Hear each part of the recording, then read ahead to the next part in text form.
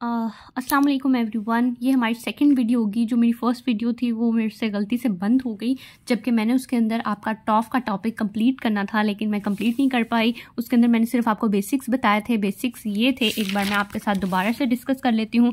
Basics ये थे कि आपके पास जो है टॉफ के अंदर होता क्या क्या है। तो टॉफ के अंदर आपके पास प्रूव होता है, यानी पल्मोनरी स्टेनोसिस है, राइट वेंट्रिकुलर हाइपरट्रॉफी है, ओवरराइडिंग एओर्टा है, एंड साथ में आपके पास वेंट्रिकुलर सेप्टल डिफेक्ट आ जाता है। तो अगर आपके पास राइट वेंट्रिकुलर हाइपरट्रॉफी हो गई है तो उसकी वजह से आपके पास सिस्टोलिक थ्रिल आएगा। स्टेनोसिस, पल्मोनरी स्टेनोसिस की वजह से आपके पास P2 जो है वो सॉफ्ट आएगी, क्योंकि स्टेनोस हो गया है और एओर्टा ओवरराइडिंग है, जिसकी वजह से आपके पास सिंगल एस्ट्रो आएगा। और जो मर्मर आएगा वो VST की वजह से आएगा, सिस्टोलिक मर्मर है, तो इसके अंदर इजेक्शन सिस्टोलिक मर्मर होता है। तो ये आपकी कुछ बेसिक बातें जो मैंने आपको याद करवा दी रिगार्डिंग टू योर टॉफ। अब हम इसकी याद कर लेते हैं कि आपने किस तरह से इसका डायग्नोसिस बनाना होता है। डायग्नोसिस किस तरह से आपने इसका बनाना है। तो फर्स्ट ऑफ ऑल आपने इसके अंदर करा लेना होता है जी ब्लड काउंट। ठीक है, आपने इसके अंदर CBC करा लेनी है, जिसके अंदर आपके पास RBCs जो है वो रेज्ड आएंगे, आपके पास हेमाटोक्रिट रेज्ड आएगा और आपके पास हीमोग्लोबिन भी रेज्ड आएगी। नेक्स्ट आपके पास जो टेस्ट होता है वो आपने कराना होता है जी इसके अंदर C एक्सरे, यानी चेस्ट एक्सरे आपने कराना है।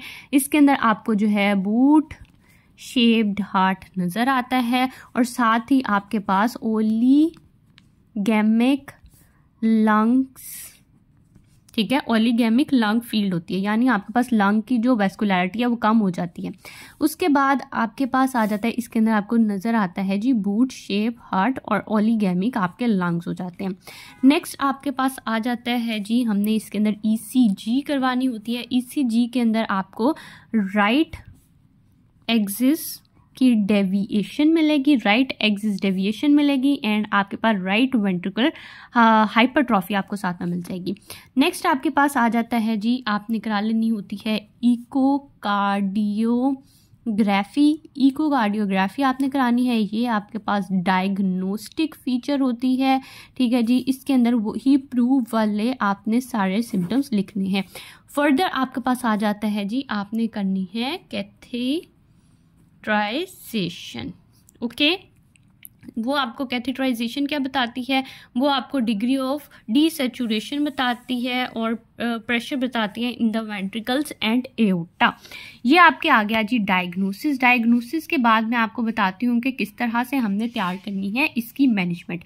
अब इसकी जो मैनेजमेंट होती है उसका क्वेश्चन भी काफ़ी ज़्यादा आता है, तो मैनेजमेंट हम देख लेते हैं। मैनेजमेंट के अंदर आपके पास पहले है जी जनरल मैनेजमेंट। जनरल मैनेजमेंट के अंदर आपने क्या करना है, जनरल मैनेजमेंट के अंदर वही होती है कि आपने उसके जो है हाइड्रेशन को मेंटेन करना है, आपने एडिक्वेट हाइड्रेशन को मेंटेन करना है, आपने टेम्परेचर को मेंटेन करना है, आपने ग्लूकोज लेवल को मेंटेन करना है, आपने हेमाटोक्रिट लेवल को और आपने हीमोग्लोबिन के लेवल को मेंटेन करना है।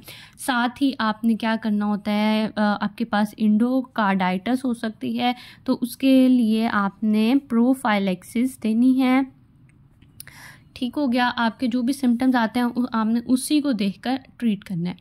ठीक है, साथ में आप फ्लेबॉटमी करेंगे फॉर द पॉलीसाइथीमिया। देन आपके पास जो ब्रेन एब्सेस होती है उसके लिए आप एंटीबायोटिक देंगे और साथ ही उसकी ड्रेनेज करेंगे। ठीक है, ड्रेनेज कर देंगे। एंड नेक्स्ट आपने क्या करना है, आयरन सप्लीमेंट देने होते हैं, एनीमिया हो जाता है इसके अंदर। साथ ही आपने कैलोरिक वैल्यू को मेंटेन करना होता है। एंड लास्ट में आपने करनी होती है काउंसलिंग। ठीक हो गया, तो ये आपकी थी जनरल मैनेजमेंट। जनरल के बाद आप आ जाते हैं स्पेसिफिक मैनेजमेंट पे। स्पेसिफिक के अंदर भी आपके पास एक आ जाती है जो आपके पास जनरल है, यानी आपके पास जो मेडिकल होती है जिसको आपने याद रखना है ओक मेब के नाम से, और जो आपके पास एक आ जाती है सर्जिकल। ठीक हो गया, अब जो आपके पास ओक मैब है इसमें आपने ऑक्सीजन थेरेपी देनी है, आपने नी चेस्ट पोजीशन करानी है, आपने मॉर्फिन देना है। मॉर्फिन की जो वैल्यू होती है आपके पास जो आपने देनी है इसके अंदर वो आपके पास 0.2 मिलीग्राम होती है आपके पास जी 0.2 मिलीग्राम पर केजी, और ये आपने सब कट की फॉर्म में देनी होती है, यानी सब क्यूटेनियस आपने देनी होती है। अगर आपको वैल्यू याद रहती है तो दैट इज़ गुड, नहीं भी याद रहती तो दैट्स ओके। एसिडोसिस को ट्रीट करने के लिए आपने देना होता है जी सोडियम बाइकार्बोनेट, एंड देन आपने देना होता है जी बीटा ब्लॉकर्स। बीटा ब्लॉकर्स के अंदर आपके पास आ जाता है प्रोपेनोलॉल, ठीक है जी, और इसकी भी आपने वैल्यू याद कर सकते हैं। जो इसकी इमरजेंसी डोज होती है दैट इज़ 0.1 to 0.2 मिलीग्राम पर केजी, और इसको स्लो आईवी की फॉर्म में देते हैं। एंड देन आपके पास एक आ जाती है प्रिवेंटिव, जो आपके पास डोज होती है वो आपने देनी है जी 1 मिलीग्राम पर केजी एवरी 6 आवर, और ये आपने ओरली देनी होती है।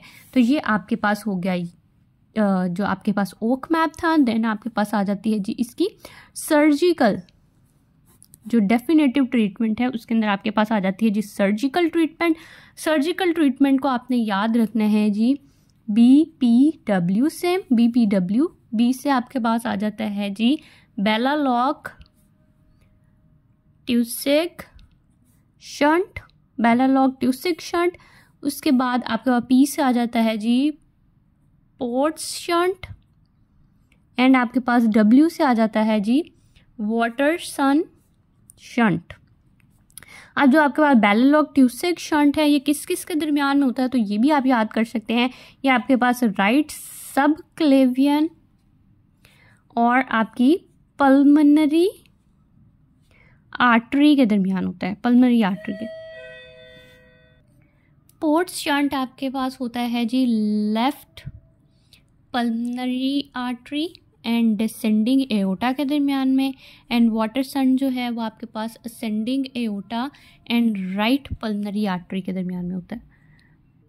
इसकी कॉम्प्लिकेशंस को इस डायग्राम से याद रखना है। 3 आपके पास सर में आती हैं, एक आपके पास स्ट्रोक हो जाता है, साइकोसोशल प्रॉब्लम है, और साथ ही ब्रेन एब्सेस हो जाती है। 2 माउथ से याद रखनी है, फेलियर टू थ्राइव है और ग्रोथ रिटार्डेशन है।